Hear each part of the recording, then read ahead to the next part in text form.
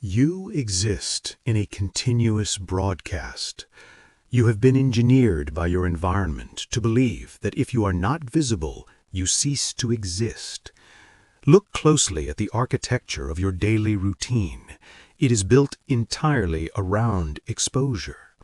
You consume the fragmented, hyper-curated thoughts of thousands of strangers, and in return you offer up your own movements, your own opinions, your own fabricated milestones for public consumption.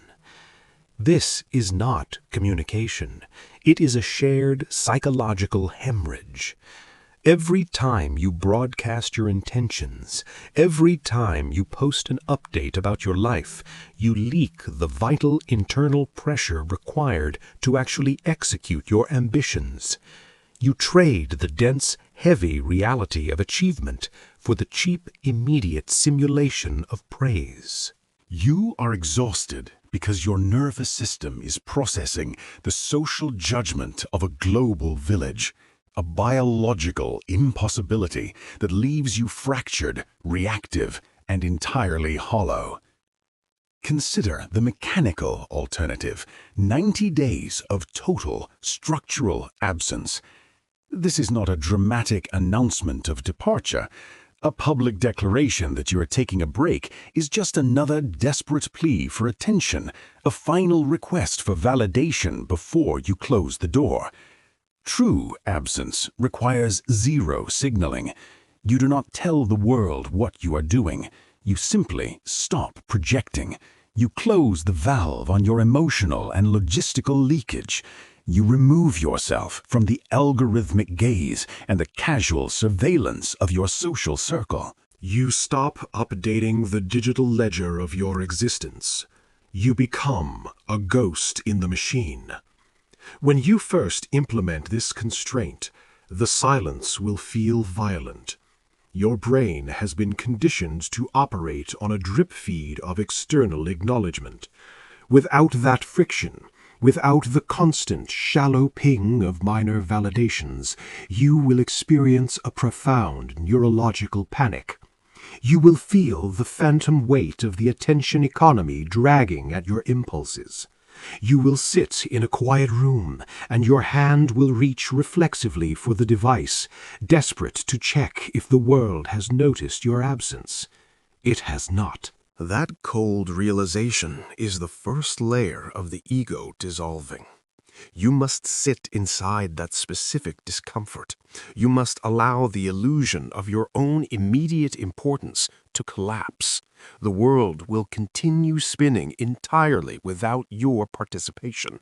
This is not a tragedy. It is liberation.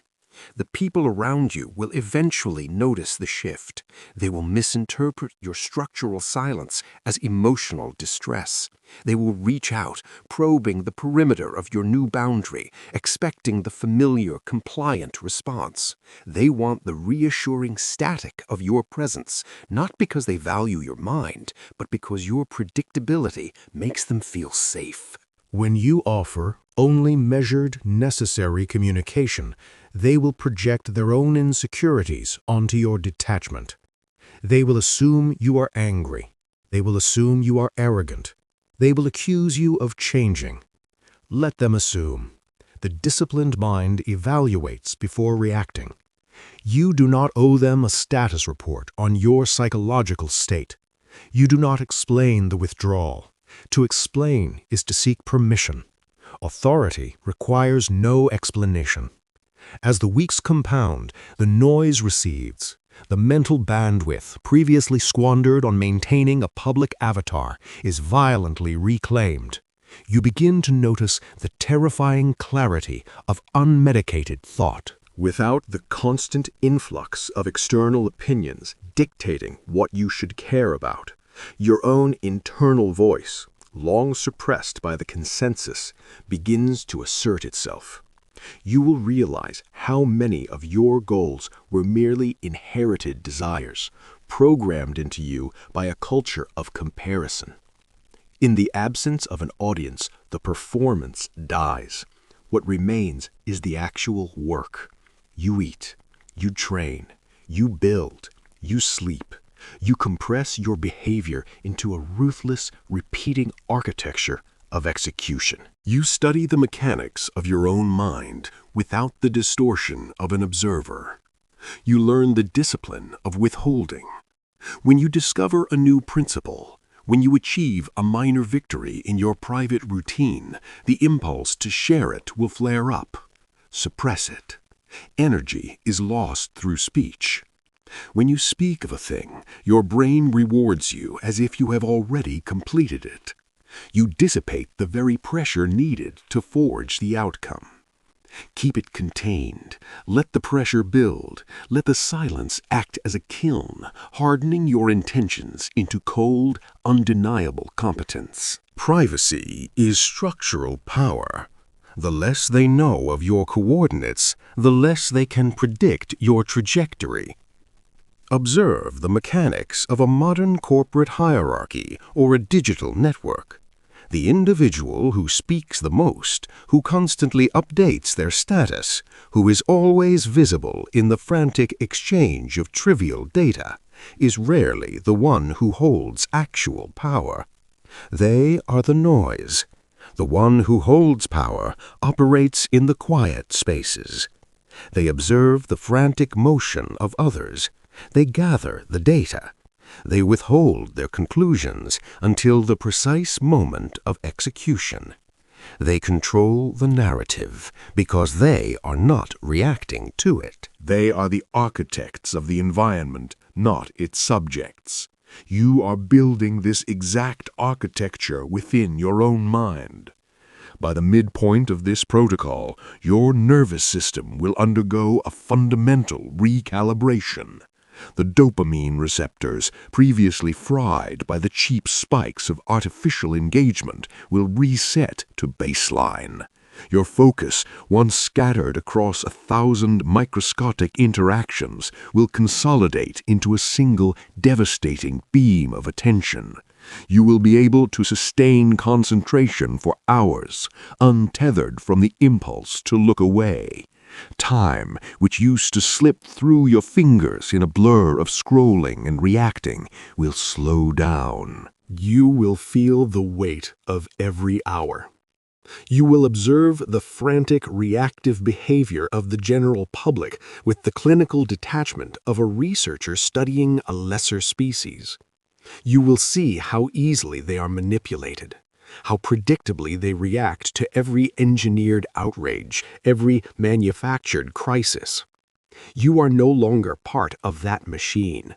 You have opted out of the reaction culture. You will face moments of intense internal warfare.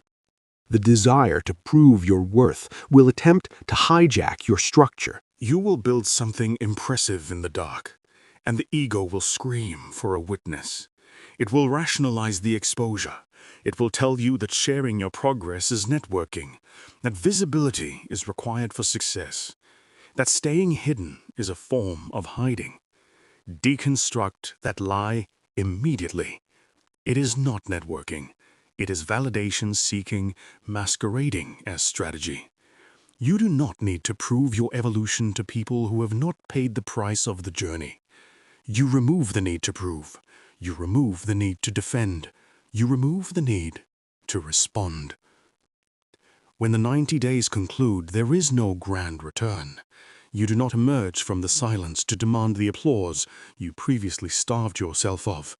That would negate the entire structural reorganization. You realize that the silence was not a temporary fast. It was a permanent upgrade. You look at the mechanisms of social visibility, and you feel absolutely nothing.